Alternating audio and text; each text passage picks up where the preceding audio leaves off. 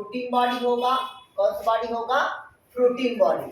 ये जो fruiting body बोलते हैं इसको फलनकाय बोलते हैं, ठीक है। ये जो फलनकाय होगा ये डिफरेंट डिफरेंट टाइप से होगा। जैसे कि पहले आपके पुस्तक में दिया होगा क्लेस्टोथीसियम। पहला क्या होता है भी आपका? क्लेस्टोथीसियम। इधर देखिएगा, क्लेस्टोथीसियम मतलब जो बंद प्रकार के फ्रूटिंग बॉडी होगा। किस टाइप का होगा? बंद प्रकार के, मतलब चारों तरफ से जो क्लोज बॉडी होगा उसे हम क्या कहते हैं भाई? क्लेस्टोथीसियम कहते हैं। मतलब अंदर ही अंदर होता है। जैसे कि देखिए,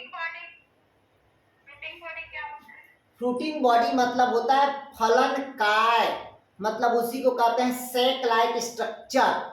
जैसे कि कप रहता है ना, इस प्रकार के देखिएगा कप लाइक स्ट्रक्चर रहेगा, इस प्रकार के जो संरचना रहेगा, इस पूरी संरचना को अपन क्या कहते हैं? फ्रूटिंग बॉडी कहते हैं। क्लियर हुआ? क्योंकि नीचे पूरे क्या रहता है? माइसेलियम का जाल बिछा रहता है। क्या बिछा रहता है? माइसेलियम का जाल। इस प्रकार की जो संरचना रहेगा उस संरचना को अपन क्या कहते हैं? फ्रूटिंग बॉडी कहते हैं। क्लियर हुआ? मतलब कप लाइक जो संरचना होगा, ठीक, उसे अपन क्या कहते हैं? Fruiting body.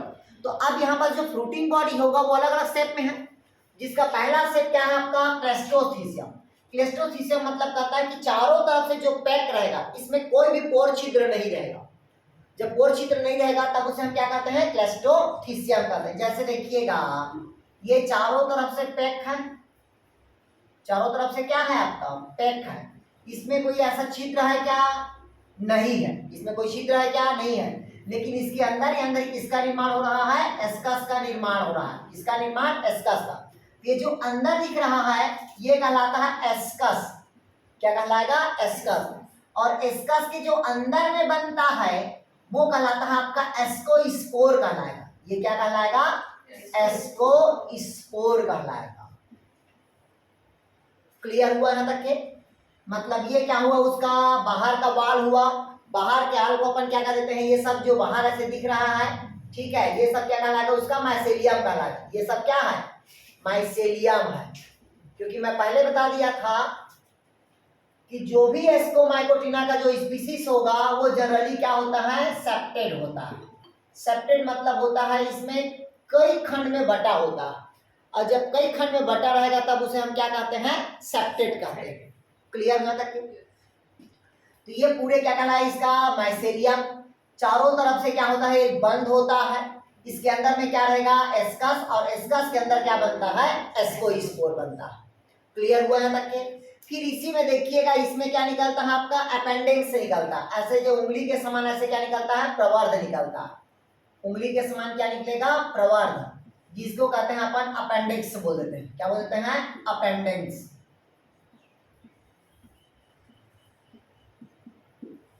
क्लियर हुआ? इसमें डायरेक्ट आप लोग पढ़िएगा, आपसे पूछा क्लेस्टोथीसियम क्या है, तो बंद प्रकार के जो फ्रूटिंग बॉडी होगा उसे हम क्या कहते हैं भाई? क्लेस्टोथीसियम कहते हैं। इसका डायरेक्ट एग्जाम्पल पूछता है, ठीक है। तो इसका एग्जाम्पल लिखे आप लोग एरिसाइफी। एग्जाम्पल क्या होगा भाई आपका? इरिसाइफी। इरिसाइफी। दूसरा एग्जाम्पल लिखिए आपका स्पिरोथीका।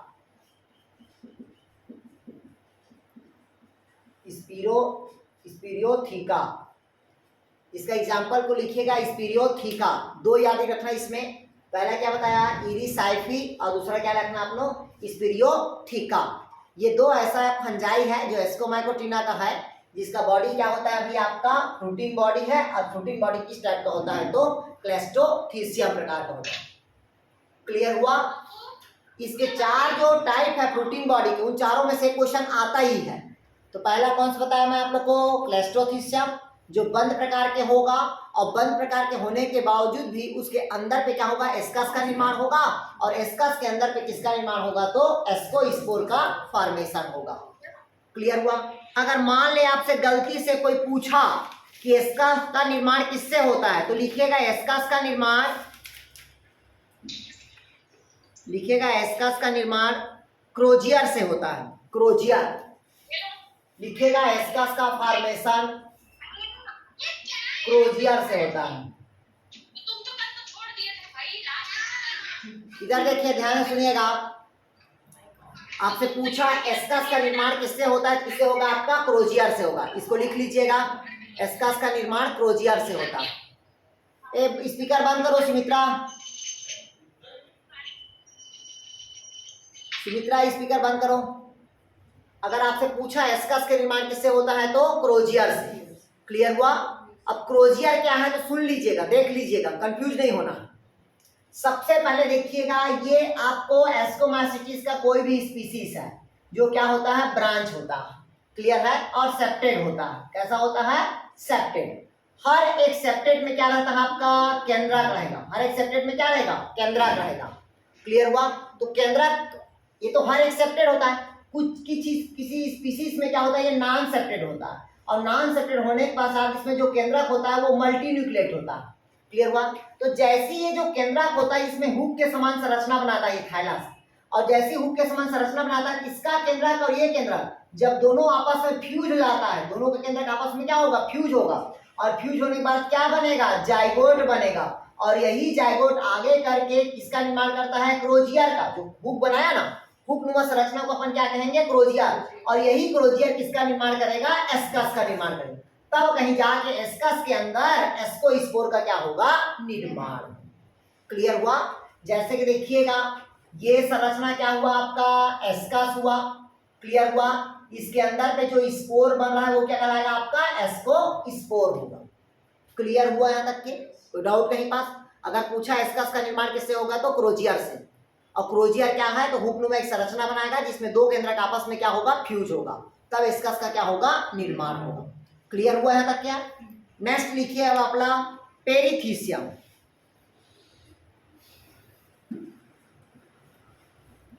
तीसरा लिखिएगा, दूसरा लिखिएगा पेरिथीसियम। पहला बताया मैं आप लोग को क्लेस्टोथीसियम, जो बंद प्रकार के होगा, फ्रूटिंग बॉडी, उसको क्या कहते हैं अपन, क्लेस्टोथीसियम। दूसरा लिखिएगा पेरिथीसियम। पेरिथीसियम मतलब होता है फ्लास्क शेप्ड होगा। कैसा होगा भाई आपका, ये फ्लास्क शेप्ड होगा, इस टाइप का रहता है। ध्यान समझिएगा।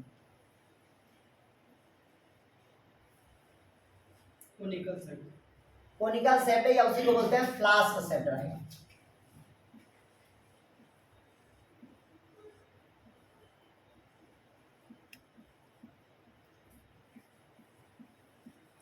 इसको काउंट करके ही करना ना, 8 से ज्यादा नहीं होना है।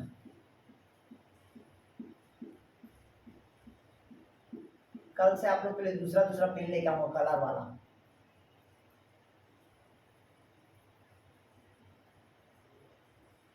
ये देखिए, ध्यान समझिएगा, ये ऊपर में एक छिद्र होता है जिसको कहते हैं ऑस्टियोल कहते हैं।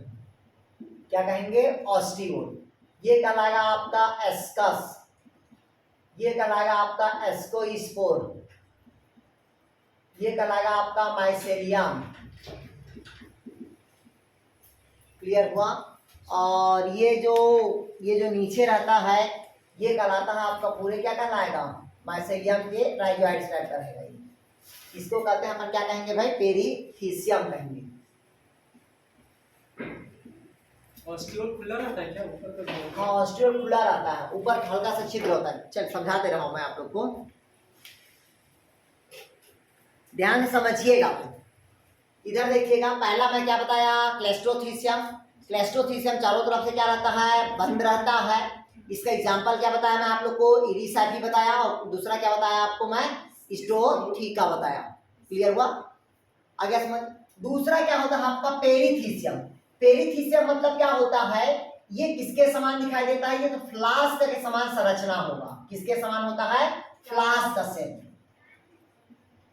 जब फ्लास्क से समान इसकी संरचना होगी तो ऊपर में एक छिद्र होता है जिसको कहते हैं ऑस्टियोल। ऊपर में क्या रहेगा, एक छिद्र होगा।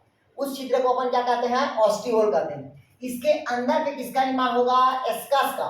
और एस्कस के अंदर किसका निर्माण होगा, एस्कोस्पोर का। और जो नीचे रहता है पूरे क्या कहलाता है आपका, माइसेलियम कहलाएगा। नीचे क्या कहलाएगा, माइसेलियम।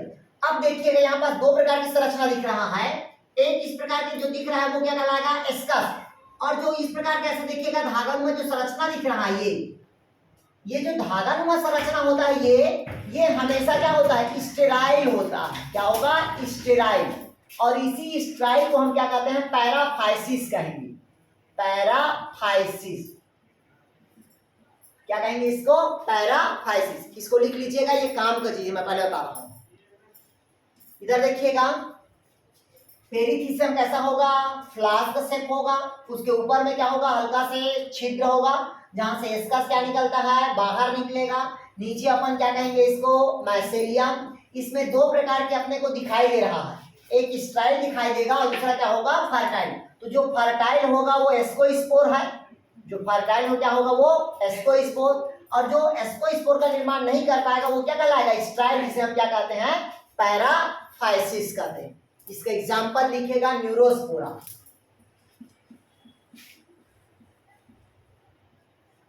एग्जाम्पल लिखिएगा, न्यूरोस्पोरा।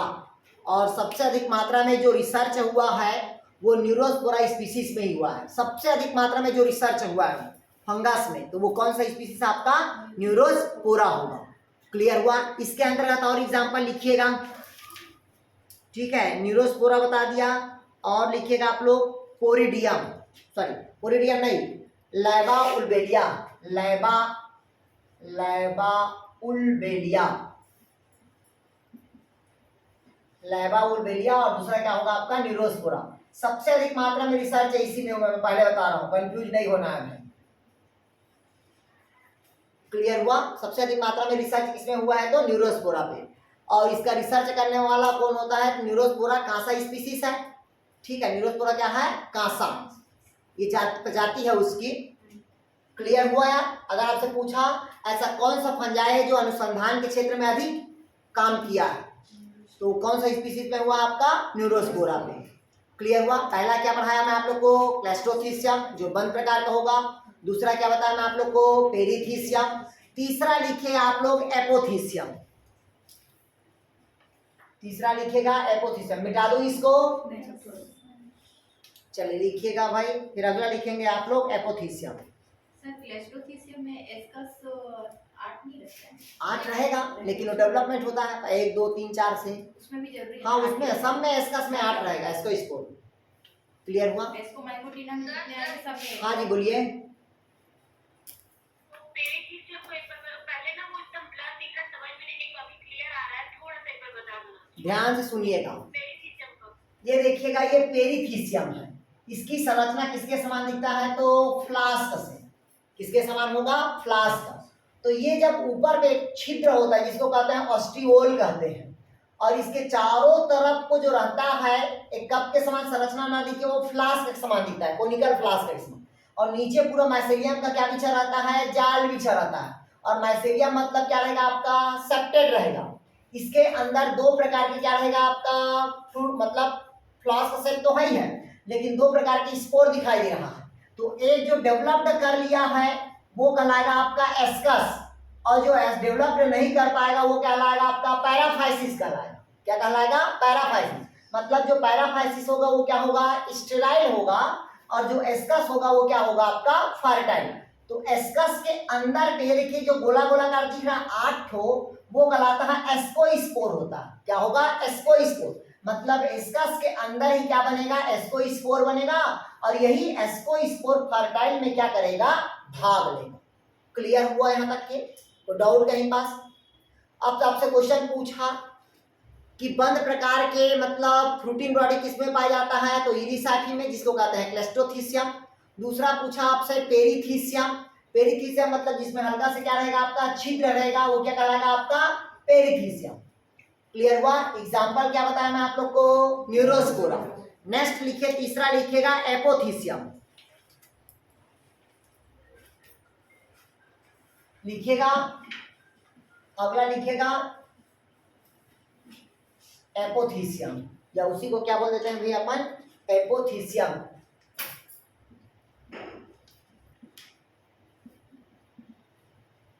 ये देखिएगा एपोथीसियम, हमेशा ये ओपन प्रकार का होगा। कैसा होगा? हमेशा ये ओपन प्रकार का होगा, कप शेप्ड रहता है। क्या रहेगा? ये हमेशा कप शेप्ड रहेगा, ओपन प्रकार रहेगा ये।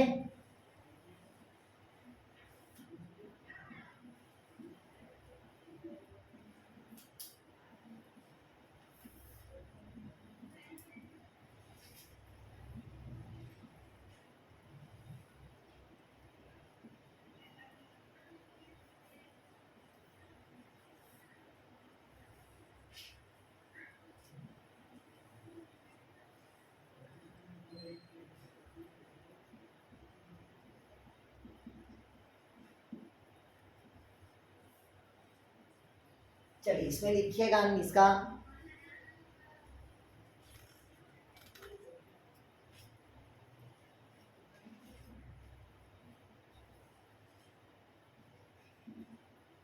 ऊपरी भाग को कहते हैं हार्मोनियम कहेंगे, ठीक है।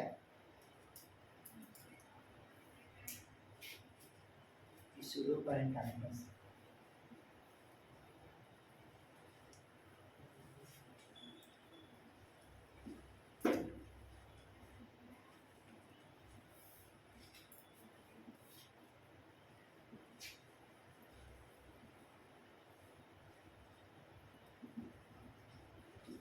जाइए कुछ में आ जाइए। हाँ इसका एग्जाम्पल होगा आपका पिजाइजा होगा, दूसरा होता है आपका एस्कोबालस,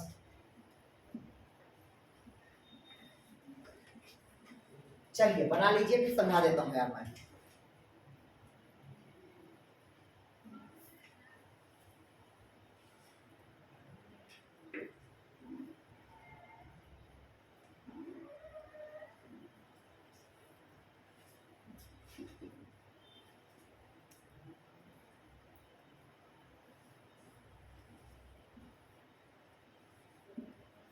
एक्सिकुलम भी बोलते हैं।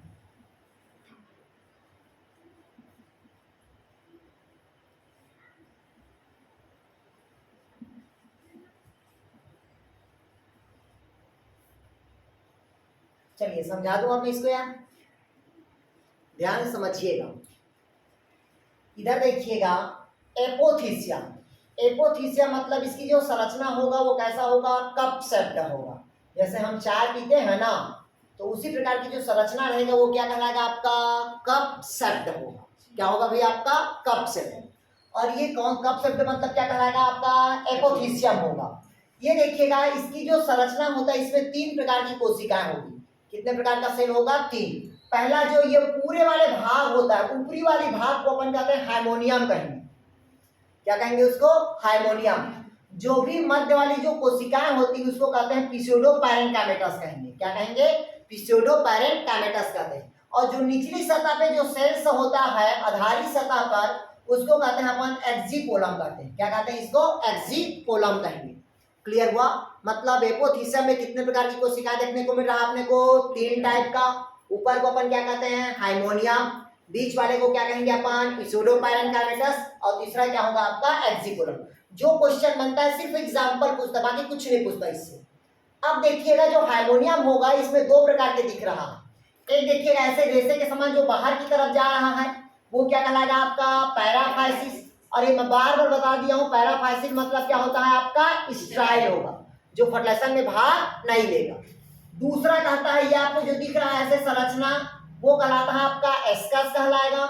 और एस्कस के अंदर में जो स्पोर बन रहा है वो कहलाएगा आपका एस्कोस्पोर होगा। पूरे एस्कोमाइसिटिस में 8 ही एस्कस का निर्माण होगा, उससे ज्यादा एस्कस का निर्माण नहीं होगा, जिसमें 4 प्लस रहेगा और 4 क्या रहेगा, माइनस रहेगा। मतलब 4 मेल है और 4 क्या होगा, मादा होगा। बस इसकी संरचना याद रखना, किस प्रकार की संरचना होता है, तो कप शेप्ड। और ये किसमें ग्रोथ करता है तो लिख लीजिएगा गोबर पे, ठीक है। गोबर मतलब सड़े गड़े पदार्थ पर क्या करता है, ये ग्रोथ करता है। क्लियर हुआ, आगे समझ। 3 टाइप के मैं बताया। पहला आप लोग क्या बताया, क्लेस्टोथीसियम। दूसरा क्या बताया मैं आप लोग को, पेरिथीसियम। तीसरा क्या बताया, एपोथीसियम। मतलब क्लेस्टोथीसियम चारों तरफ से पैक्ड बंद होगा, ठीक। पेरिथीसियम हल्का से क्या रहेगा, छिद्र रहेगा। और एपिथीसियम में पूरा क्या रहेगा, खुला रहेगा। ये 3 प्रकार की संरचना और तीनों का एग्जाम्पल। पहला का बताया था एरिसाइफी याद रखना, दूसरा क्या बताया, न्यूरोस्पोरा याद रखना, तीसरा कौन होगा आपका, पेचाइजा। इसके अलावा चौथा जो और दिया एक ठो, उसको नहीं पढ़ना। आया समझ, कोई डाउट नहीं पास। अगर पूछ दिया मान लीजिएगा ये हार्मोनियम कैसा व्यवस्थित होता है, तो जितना भी फंजाई होगा सब ढीला व्यवस्थित रहता है। आया समझ, लूज अरेंजमेंट रहेगा। जितना भी फंजाई रहेगा, कोई भी टाइट अरेंजमेंट नहीं रहेगा, हमेशा क्या रहेगा आपका, लूज अरेंजमेंट रहेगा। क्लियर हुआ। नेक्स्ट लिखिए अब आप लोग। अब मैं आप लोग को अगला पढ़ाने जा रहा हूं, इसी से ईस्ट को पढ़ाने जा रहा हूं, जो किसके अंतर्गत आता है आपका, एस्कोमाइकोटिना का, ठीक है। तो उसमें हल्का हल्का जो, और मैं आपको पहले बता रहा हूं, पहले लिखिए आप लोग एस्कोमाइकोटिना का ईस्ट। एग्जाम्पल लिखेंगे ईस्ट को ना, इससे क्वेश्चन आता है ईस्ट से, मतलब एस्कोमाइकोटिना से ये क्वेश्चन आएगा, मतलब आएगा ही। ठीक, या वो पेनिसिलियम से दो, या एस्परजिला से दे, या कीटोनियम से दे, या ईस्ट से दे, या पिजाइजा से, ठीक है, या न्यूरोस्पोरा से, एक क्वेश्चन आता ही है। तो अब देखते हैं अपन एस्कोमाइकोटिना का ईस्ट। ध्यान समझिएगा, ये यूनिसेलुलर है, ये क्या है, यूनिसेलुलर है, एक कोष की है। क्या है ये, एक कोष की, लेकिन रखा किसके अंतर्गत है, तो यूकैरियोटिक के अंतर्गत। कंफ्यूज नहीं होना है ना यहाँ, मतलब ईस्ट क्या है, यूनिसेलुलर है, लेकिन किसके अंतर्गत रखा गया है, तो यूकैरियोटिक के अंतर्गत। क्यों रखा गया है, क्योंकि यूनिसेलुलर तो है, लेकिन अधिकतर सेल ऑर्गन इसमें क्या है, प्रेजेंट है, और अधिकतर सेल ऑर्गन प्रेजेंट होने के कारण इसको क्या मानते हैं, यूकैरियोटिक सेल माने। क्लियर हुआ, जैसे mitochondria, endoplasmic reticulum, Golgi body, nucleus, ये सभी क्या रहेगा इसमें, प्रेजेंट होता, इस कारण इसको किसके अंतर्गत रखा गया है, यूकैरियोटिक सेल के अंदर। क्लियर हुआ करके। ईस्ट का सिर्फ एक ही काम होता है, बियर बनाना। अभी देखिएगा मार्केट में एक से बियर आता होगा, आप लोग भी ट्राई किए होंगे कभी, ठीक है। तो मार्केट में जो बियर बनता है वो सिर्फ किससे बनता है, तो ईस्ट से बनता है। क्यों, क्योंकि चावल को सड़ाया जाता है, ठीक है, या अंगूर को सड़ाया जाता है। क्लियर, मतलब सड़ाने का काम कौन करता है, ईस्ट करता है। क्यों करता है, क्योंकि ईस्ट से जाइमेज एंजाइम का सिक्रेशन होता है। कौन से एंजाइम का, जाइमेज, और यही जाइमेज होता है जो बियर बनाने में क्या आता है, काम आता है। क्लियर है, मतलब ईस्ट से क्या बनाया जाता है, बियर। आप लोग डबल रोटी भी खाए होंगे, देखिएगा, मतलब किससे बनता है, ये ईस्ट से ही बनता है। क्लियर है, तो इसका लिखिएगा थोड़ा सा, ये हमेशा क्या होता है, ये सैप्रोफिटिक तो बता दिया था मैं आप लोग को, जितना भी फंजाई होगा दो ही होता है, सैप्रोफिटिक होता है या पैरासाइट होता है। क्लियर हुआ यहाँ तक के। तो अब इसका लिखिएगा, इसका उपयोग लिखिए, इसकी जो जाति है उसके बारे में, इससे वही पूछता है बियर वाले बस में। पहला लिखिएगा सैक्रोमाइसिस सेरेविसिस,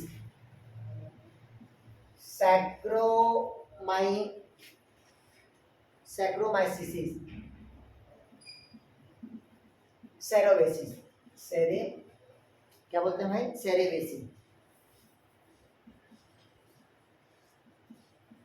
सेरेविसी लिखिएगा, सैक्रोमाइसिस सेरेविसी। इसे लिखिएगा बियर ईस्ट कहा जाता है इसको। क्या कहा जाता है इसको, बियर ईस्ट। इसी को बियर्स बोल देते हैं, या बियर मतलब बियर बनाने के लिए मुख्य रूप से जो जिम्मेदार होता है वो कौन होता है, सैक्रोमाइसिस सेरेविसिस, ठीक है, जिसको कहते हैं अपन बियर ईस्ट कहते हैं। क्लियर हुआ यार, आ गया समझ। दूसरा लिखेगा सैक्रोमाइसिस साके। दूसरा क्या होगा, सैक्रोमाइसिस बियर, क्या, बियर ईस्ट है। हाँ, ईस्ट ईस्ट, इसको बियर ईस्ट कहते हैं। अगला होता है सैक्रोमाइसिस, क्या कहते हैं भाई, अगला साके बोलते हैं। अगला लिखिएगा सैक्रोमाइसिस साके। इसका कार्य लिखिए आप लोग,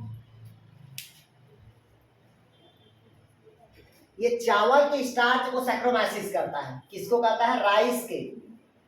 राइस में क्या रहता है, स्टार्च रहता है, उसको तोड़ने का काम करता है, सैक्रोमाइसिस करता है। क्या करता है ये, सैक्रोमाइसिस। मतलब यही ग्रुप होता है जो क्या करता है भाई, आपको स्टार्च का सैक्रोमाइसिस करता है। मतलब स्टार्च को क्या करता है, तोड़ता है, क्योंकि चावल में क्या होता है, स्टार्च होता है। कोई भी जिसको पीसने से पाउडर बनेगा उससे हमेशा क्या रहेगा, स्टार्च रहेगा। क्लियर है, इसको क्या करता है, ये सैक्रोमाइसिस करता है। कौन सा ग्रुप होगा, तो सैक्रोमाइसिस साके। तीसरा लिखिए आप लोग इसमें सैक्रोमाइसिस प्रोम्बी, सैक्रोमाइसिस प्रोम्बी। इसको लिखिएगा, इसको अफ्रीकन बियर कहा जाता है, अफ्रीका बियर कहा जाता है। अगर पूछा आपसे अफ्रीका का बियर किसे कहा जाता है, तो सैक्रोमाइसिस प्रोम्बी को। अफ्रीका का बियर किससे किया जाता है, तो सैक्रोमाइसिस प्रोम्बी। मैं पहले बता दिया था ईस्ट से सिर्फ एक ही चीज बनता है, वो है तो आपका बियर। क्लियर हुआ। नेक्स्ट लिखिए आप लोग, अब इतना ही लिखिएगा इसमें। क्लियर है, अब इससे थोड़ा सा लिखिएगा आप लोग, इसमें नहीं बता रहा हूं, इसमें ध्यान समझिएगा। दो ही रिप्रोडक्शन होता है, पहला होगा आपका वेजिटेटिव रिप्रोडक्शन और दूसरा क्या होगा इसमें, सेक्सुअल रिप्रोडक्शन। इसमें ए सेक्सुअल रिप्रोडक्शन क्या रहता है आपका, एब्सेंट रहेगा, क्योंकि इसमें बड बनेगा, फ्यूजन होगा। ठीक है, ये सब कोई मतलब नहीं है यार। बस इसमें लिखिएगा गैमेटेंजियल कॉपुलेशन होता है। लिखिएगा ईस्ट में सेक्सुअल रिप्रोडक्शन क्या होता है, गैमेटेंजियल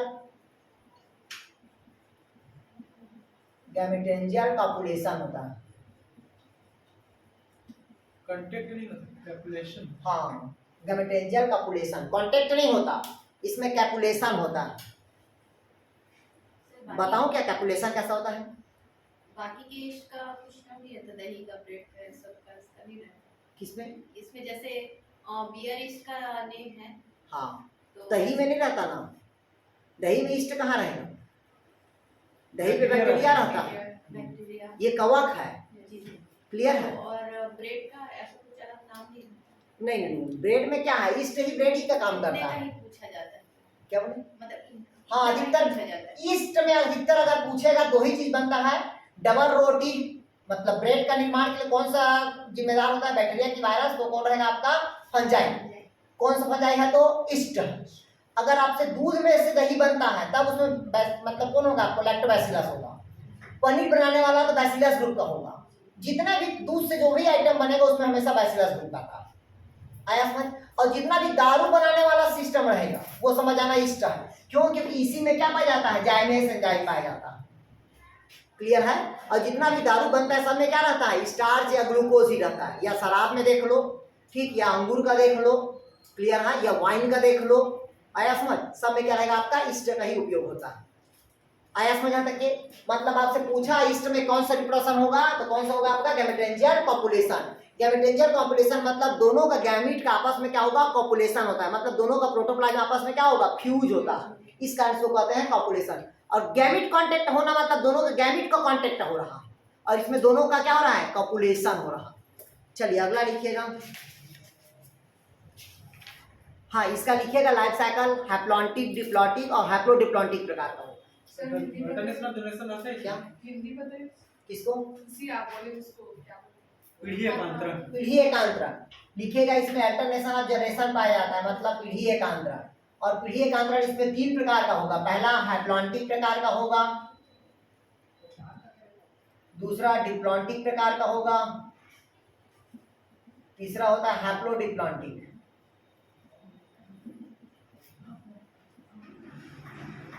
पहला क्या होगा, हैप्लॉन्टिक प्रकार का होगा, दूसरा क्या होगा आपका, डिप्लॉन्टिक प्रकार का, तीसरा क्या होगा भाई आपका, हैप्लोडिप्लॉन्टिक प्रकार का होगा।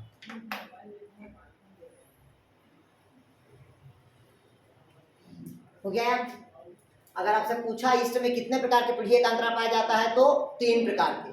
पहला हैप्लॉन्टिक लाइफ साइकिल, दूसरा क्या होगा, डिप्लॉन्टिक, और तीसरा क्या होगा, हैप्लोडिप्लॉन्टिक होगा। क्लियर हुआ?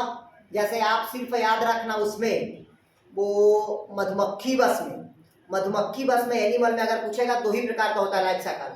पहला हैप्लॉन्टिक और दूसरा क्या होगा, डिप्लॉन्टिक होगा। क्लियर हुआ? पहला क्या होगा, हैप्लॉन्टिक, दूसरा क्या होगा, डिप्लॉन्टिक। जैसे मनुष्य में पहला क्या होगा, हैप्लॉन्टिक, फिर बाद में क्या होगा, डिप्लॉन्टिक। जैसे जो शादीशुदा है वो उसके बॉडी में समसूत्री विभाजन हुआ है और अर्धसूत्री विभाजन हुआ, और जो शादीशुदा नहीं हुआ है उसके बॉडी में सिर्फ समसूत्री विभाजन हुआ, वो अर्धसूत्री विभाजन अभी नहीं किया। आया समझ? या नहीं आया समझ?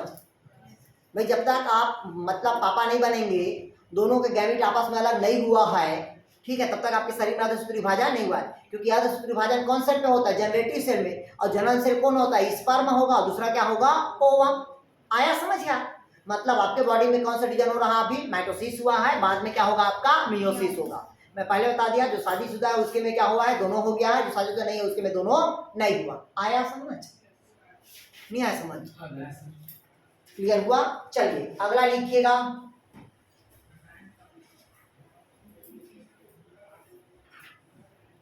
अब दिमाग में आ रहा होगा कि अर्धसूत्री कैसे नहीं हुआ है हमारे में, ठीक। तो चलिए अगला लिखिए आप लोग, जो मैं आप लोग को बताने जा रहा हूँ।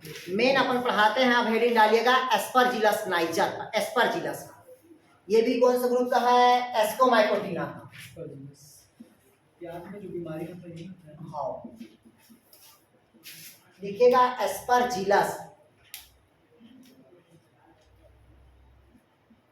सबसे अधिक मात्रा पे जो निकाला जाता है एंटीबायोटिक, वो हमेशा एस्परजिलस से निकाला जाता है, और दूसरा पेनिसिलिन से।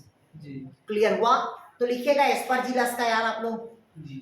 इसको कहा जाता है ग्रीन मोल्ड कहा जाता है। क्या कहा जाता है आपका? ग्रीन मोल्ड, या इसी को कहते हैं ब्लैक मोल्ड भी कहा जाता है। क्यों ऐसा कहा जाता है ग्रीन मोल्ड से ब्लैक मोल्ड? पहले समझिएगा। जब एस्परजिलस कॉलोनी में ग्रोथ करता है, और मैं पहले बता रहा हूँ कोई भी फंगाई कैसे ग्रोथ करता है समझ लीजिएगा। अगर आपको घर में भी फंगस ग्रोथ कराना है या कहीं भी ग्रो कराना है फंगस, तो आसानी से फंगस ग्रो हो जाता है, क्योंकि हम पूरे फंगस से ही क्या होते हैं, जुझे हुए रहते हैं। जैसे कि सबसे पहले क्या लेते हैं, आलू लेंगे। क्या लेंगे भाई? आलू को उबाल लिए, ठीक, आलू को अच्छे से उबाल लिए, और उसमें क्या होता है, जो डिस्टिल वाटर रहता है उसमें क्या करिए, इसको छान लिए। छानने के पश्चात जो पानी बचा, कितना गिलास? 1 गिलास बचा हुआ है कि नहीं बचा है? अब इसको क्या कर लिए हम, इसको मतलब उबाल लिए, छान के रख लिए पानी को। अब इसमें हम क्या डाल देंगे, डेक्सट्रोज डाल देंगे। क्या डाल देंगे? डेक्सट्रोज डालेंगे। और डेक्सट्रोज के साथ साथ इसमें हम क्या डालेंगे भाई, अपन पीडीए, मतलब क्या डाल देंगे अपन, एक तो हो गया डेक्सट्रोज हो गया, और दूसरा क्या डाल दिया आप लोग को, आलू डाल दिया यार। क्लियर है? जिसको कहते हैं पीडीए, पीडीए मतलब पोटैटो डेस्टोन, और दूसरा क्या होता है आपका, अगर अगर डालते हैं। क्या डालते हैं? अगर अगर। क्लियर है? तो डेस्टोज तो एक किससे बनता है आपका, ये पता है आपको, चावल वावल से बनता है, मतलब जिसमें क्या होता है, ग्लूकोज की मात्रा होता है। अगर अगर किससे बनेगा, तो शैवाल से बनता है, ठीक है। और ये तीनों मिल के क्या बनाता है आपका, पीडीए तैयार होता है। और पीडीए किसके लिए होता है, तो फंजाई के ग्रो के लिए। अगर पूछा आपसे कि फंजाई को ग्रो करने के लिए कौन सा मीडिया तैयार किया जाता है, तो पीडीए होता है, इसको कहते हैं पोटैटो डेस्टोज अगर मीडिया। और बैक्टीरिया के लिए नेम होता है न्यूट्रिएंट अगर मीडिया। आया समझ? यार ध्यान से समझिएगा, फंजाई पढ़ रहे हैं तो किससे ग्रोथ होता है, पीडीए से, मतलब पोटैटो डेस्टोज अगर मीडिया। और अगर बैक्टीरिया है तो क्या होगा अभी आपका, न्यूट्रिएंट अगर मीडिया होता है। इसको लिखवा दीजिए। क्लियर है? लिख लेते हैं इसको। अच्छा लिख लो। पीडीए का पूरा नाम लिखिएगा पोटैटो डेस्ट्रोस अगर, जिसको फंजाई को ग्रो कराया जाता है पीडीए के थ्रू। पीडीए के थ्रू फंजाई को वृद्धि कराया जाता है। हो क्या? पीडीए लिखे आप, पोटैटो डेस्ट्रोस अगर मीडियम, अगर अगर बोल देते हैं उसी को। दूसरा होता है नेम, नेम मतलब होता है न्यूट्रिएंट अगर मीडिया, ये बैक्टीरिया के लिए होता है। लिखेगा न्यूट्रिएंट अगर मीडिया, ये बैक्टीरिया के लिए होगा। और पीडीए किसके लिए होता है, तो फंजाई के लिए। इधर देखिएगा, हम पढ़ा रहे थे क्या आप लोग को, एस्परजिलस। एस्परजिलस को समझिएगा। एस्परजिलस क्या होता है, ये कौन सा कलर होता है, ग्रीन मोल्ड होगा। लेकिन जब स्टार्टिंग रहेगा तब ग्रीन मोल्ड होगा। जैसे ये मान लीजिएगा पेट्री प्लेट है, और पेट्री प्लेट में हम कहीं बार भी कल्चर कर दिया, एयर के थ्रू कर दिया, कोई किसी के थ्रू कर दिए, तो यहाँ पास ऐसे ऐसे क्या रहता है, ग्रीन मोल्ड बनता है, कॉलोनियल बनता है, ऐसे कॉलोनी बनेगा। और कौन सा कलर का रहेगा, ये ग्रीन कलर रहेगा। कुछ दिन के बाद कैसा हो जाएगा, ये ब्लैक कलर का हो जाएगा। कुछ दिन के बाद क्या हो जाएगा, ब्लैक कलर का। तो पहला क्या हुआ, ग्रीन मोल्ड हुआ, वही कुछ दिन के बाद कैसा हो जाएगा, ब्लैक मोल्ड। कौन सा होगा आपका, एस्परजिलस। क्लियर हुआ? इसमें और लिखिएगा, इसमें परफेक्ट स्टेज पाया जाता है। परफेक्ट स्टेज जो मैं कल बता दिया था, परफेक्ट स्टेज क्या होता है, सर और बता। सेक्सुअल वही तो है। इसमें क्या होता है भाई, आपका परफेक्ट स्टेज पाया जाता है।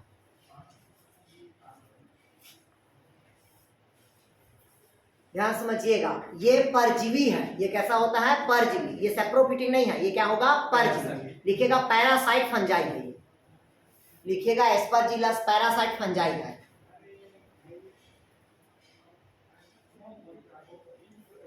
लिखिएगा,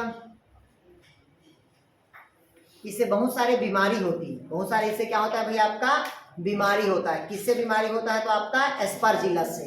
तो उसका बीमारी थोड़ा सा लिखिएगा, ये काम का है, इससे पूछता है आप, ठीक है। पहला लिखिएगा, मनुष्यों में एस्परजिलोसिस नामक रोग उत्पन्न करता है। लिखिएगा, मनुष्यों में एस्परजिलोसिस नामक रोग उत्पन्न करता है। एस्परजिलोसिस,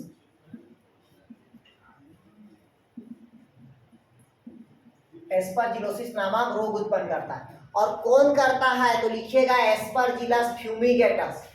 कौन करता है, एस्परजिलस फ्यूमिगेटस। फ्यूमिगेटस,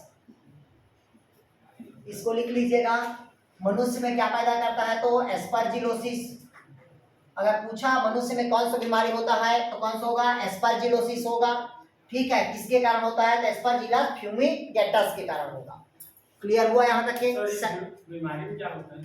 मतलब पूरे शरीर पे त्वचा बन जाता है, दाग दाग टाइप का रहेगा, धब्बा। धब्बा धब्बा रहेगा, जैसे दांत वांत बनता है ना उसी प्रकार से। तो क्या होगा? एस्परजिलोसिस होगा। किसके कारण होता है? तो एस्परजिलस फ्यूमिगेटस के कारण। दूसरा और लिखिएगा,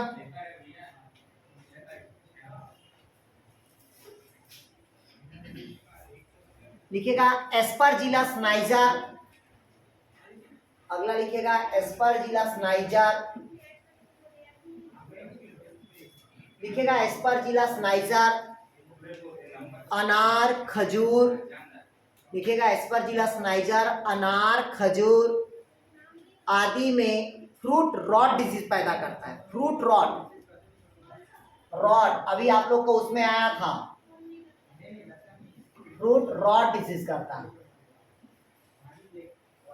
कितने लोग ऐसे हैं जो उसको दिलाए हैं, क्या बोलते हैं अपन, वैज्ञानिक वाला भी, वैज्ञानिक अगर एग्जाम दिलाया हो गया अभी, साइंटिस्ट वाला जो 2 पोस्ट निकाला था व्यापक, उसमें इसी क्वेश्चन को पूछा था कि फ्रूट रॉट डिजीज किसके कारण होता है, तो कौन सा होगा? Aspergillus niger. उसमें चारों ऑप्शनल एस्परजिलस नाइजर मतलब एस्परजिलस का था, चारों ऑप्शनल एस्परजिलस का था, लेकिन वो किसके कारण होता है? Aspergillus niger. ये फ्रूट रॉट डिजीज करता है। मतलब याद रखना, जहां एस्परजिलस फ्यूमिगेटस होगा वो ह्यूमन बॉडी की इफेक्ट करता है, और जहां नाइजर की बात होगा वहां फ्रूट को इफेक्ट करता है। क्लियर हुआ? 2 ही को अपने याद रखना है। बाकी और देता है एस्परजिलस फ्लेवेयस, एस्परजिलस फ्यूमिगेटस, वो राइस मतलब कोई धान को करता है, कोई गेहूं को करता है, नहीं आया समझ? आप गेहूं में जनरली क्या होता है? पैक्सिनिया ग्रुप का होता है, बैसिडियोमाइसेटिस का। क्लियर हुआ? तो मैं पहले बता दिया था, मनुष्य से अगर संबंधित पूछा एस्परजिलस बीमारी तो एस्परजिलस क्या होगा? वो फ्यूमिगेटस। अगर फ्रूट से पूछा तो वो कौन होगा? एस्परजिलस नाइजर होगा। आया समझ यहाँ तक? कोई डाउट कहीं पास?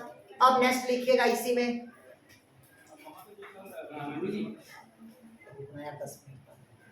क्लियर हुआ? चलिए इसी का लिखिएगा, और एस्परजिलस का थोड़ा सा यार लिखिएगा, इसका लिखिएगा एस्परजिलस मल्टी न्यूक्लिएट होता है, मल्टी न्यूक्लिएट। एस्परजिलस क्या होता है? मल्टी न्यूक्लिएट होता है। अब इसका समझिएगा एस्परजिलस का संरचना को।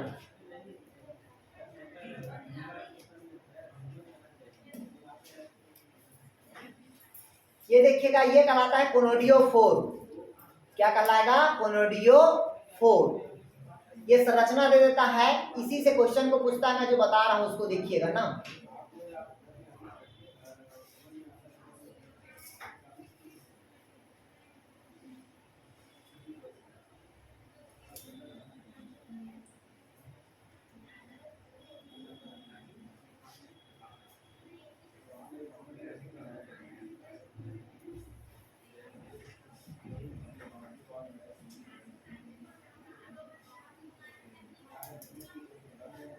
क्लियर हुआ? ध्यान से समझिएगा जो मैं बता रहा हूं उसको। इसको लिखिएगा कोनोडियोफोर और इसको लिखिएगा स्टेरिगमेटा।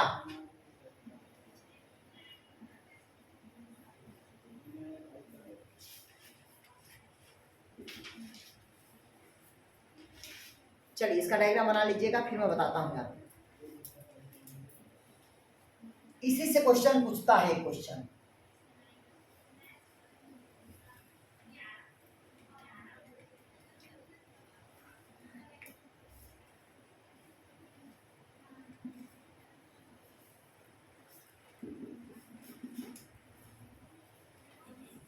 हो गया? समझा दूं मैं?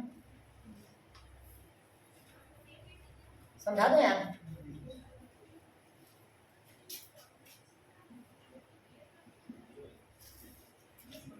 इधर समझिएगा, सबसे पहले देखिएगा ये एस्परजिलस है। मतलब एस्परजिलस का जो थैलस होता है वो सेक्टेड होता है। क्या होता है अभी आपका? सेक्टेड। मतलब कई खंडों में क्या होता है? ये बटा होता है, और हर एक खंडों में क्या रहता है? केंद्रक रहता है। तो ये समझ लीजिएगा एस्परजिलस का क्या हुआ? माइसेलियम हुआ। ये एस्परजिलस का क्या हुआ अभी आपका?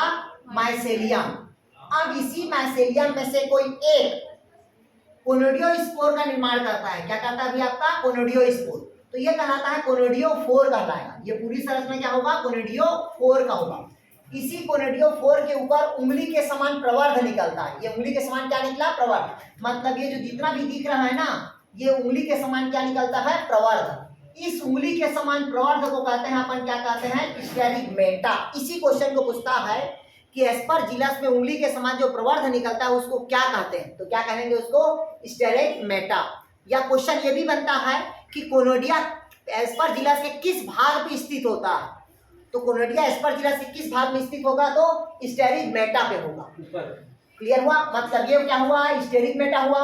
इसी स्टेरिगमेटा के ऊपर जो कोनोडिया होगा ये चैन के रूप में व्यवस्थित होता है। किस रूप में व्यवस्थित रहेगा, चैन के फॉर्म में, मतलब ये बड़ा, फिर इससे छोटा, फिर इससे छोटा, फिर इससे छोटा, इस प्रकार के चैन के रूप में संरचना रहेगा। इस कारण हम उसको क्या कहते हैं, कोनोडिया कहते हैं। तो इसको याद रखना, स्टेरिगमेटा को याद, ठीक है। मतलब एस्परजिलस क्या रहेगा, कोनोडियोफोर, कोनोडियोफोर के ऊपर उंगली के समान क्या रहेगा, प्रवर्ध रहेगा, जिसे क्या कहते हैं, स्टेरिगमेटा। और इसी स्टेरिगमेटा के ऊपर चैन के रूप में व्यवस्थित होगा, जिसे हम क्या कहते हैं, कोनोडिया कहते हैं। क्लियर हुआ, आप लोग को समझ आया जी, ठीक है। अब इसका निषेचन तो पता है आप लोग को यार, क्योंकि निषेचन मैं सबका नहीं बता रहा हूँ बार बार, क्योंकि आपको पता है इसका निषेचन हमेशा क्या होगा, गैमेटोजेनिक कांटेक्ट होगा और 3 स्टेप में होगा। पहला प्लाज्मोगेमी, दूसरा कैरियोगेमी और तीसरा क्या होगा, मियोसिस। जितने भी एस्कोमाइसिटिस का होगा सब ग्रुप में वैसे ही होगा। क्लियर है, आ गया समझ इसमें से। अब मैं आप लोग को इससे कुछ बीमारी लिखवा दे रहा हूँ, उस बीमारी को आप लोग लिखेंगे। चलिए फिर आपके पास ये आप लोग का क्या हो जाएगा, ये अंदर पे वेसिकल रहेगा। ये अंदर पे क्या रहता है, वेसिकल। खाली जगह को हम क्या बोल देते हैं, वेसिकल बोलते हैं। चलिए